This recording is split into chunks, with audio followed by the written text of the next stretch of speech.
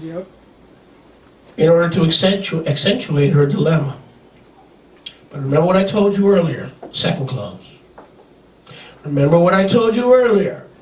Yahweh's Torah is not full of laws, it is full of rachamim, and it is full of chesed, right? Mercy and favor, right? Here's a shocker. You ready? Turn to your neighbor and say, here's a shocker. Here's a shocker. Let's try that side. Shocker! Here's a shocker. Turn to that side. Frere, shocker!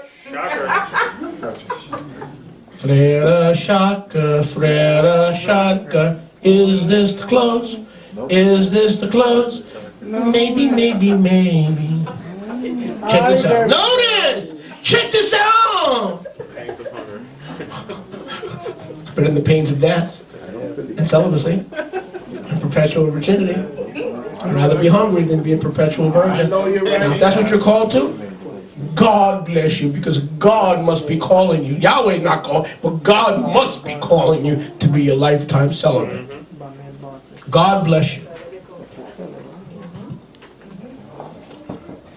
Check this out. The nameless daughter was consigned to a life of celibacy. Why? Okay, so we agree that she wasn't killed because Yahweh does not require human sacrifice. How was the vow fulfilled? She was left to bewail her perpetual virginity on the mountains of Israel. Right? Okay? Yahweh would never require human sacrifice.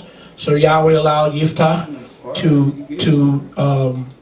to allow his daughter to suffer as a perpetual virgin.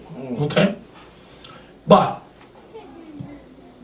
why was the nameless daughter consigned to a life of celibacy on the mountains of Israel until she died, and all Israel gathers together 4 days every year to wail and to mourn Yiphtach's daughter's perpetual celibacy and virginity?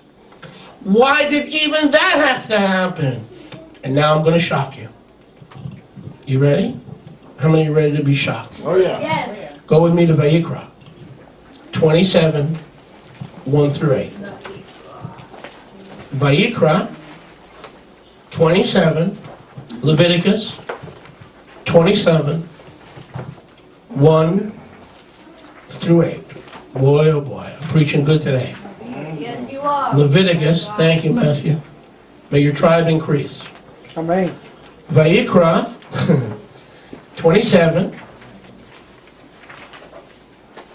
verses 1 through 8. Let's read this carefully. Had Yiphtach known this, the outcome could have been different. Let me read it to you. Vayikra 27, 1 through 8. And Yahweh spoke to Moshe, saying, speak to the children of Israel and say to them, if a man will make a singular vow, turn to your neighbor and say singular vow. Is that what Yiphtach did? Yes, he did. Yes. Is that what Yiphtach did? He made a singular vow regarding the evaluation of a life to Yahweh. What was the evaluation? His what? His daughter's life. And your estimation shall be of the male from 20 years old to 60. Even your estimation shall be 50 shekels of silver after the shekel of the Kadosh place. If it is a female, verse 4, your estimation shall be 30 shekels. Circle that verse. Circle that verse. If it is from 5 years old to 20 years old, the female, then your estimation for a male, shall be 20 shekels. For the female, 10 shekels. 6. If it is from a month old to 5 years, your estimation for the life of the male will be 5 shekels of silver. For the female, your estimation shall be 3 shekels of silver. If it be 60 years old and above, if it is a male, the estimation shall be 15 shekels. For the female, 10 shekels.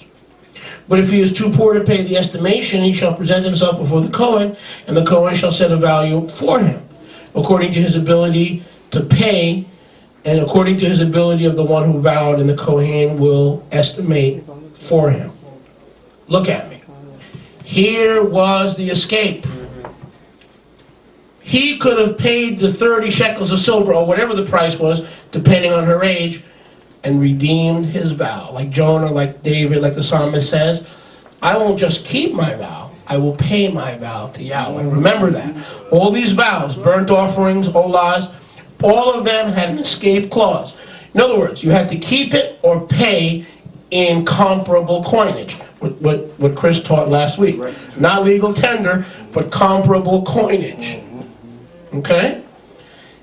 So Yiphtach could have taken the Torah and the mercy of Torah and broken the vow, not in the sense of ignoring it, but fulfilling it by paying the vow rather than doing the vow.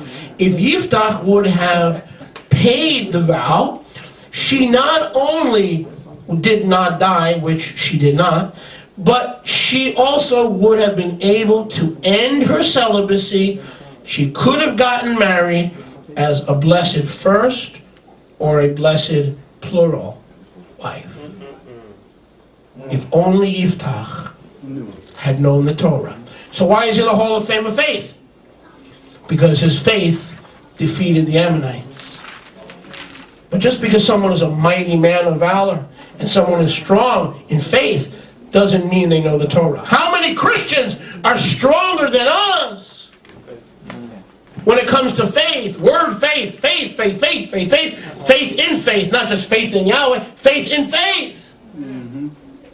They're strong in faith, but they don't know the Torah. And that's the danger of not knowing the Torah. You could be strong in faith, but miss the blessing of having your daughter not only live on the mountains in a state of bereavement, but be a fruitful and multiplying daughter of Zion. We love you. Shabbat Shalom. Radio audience, hey, we love you. Stay tuned to the Addy Radio Network. We love you. Have a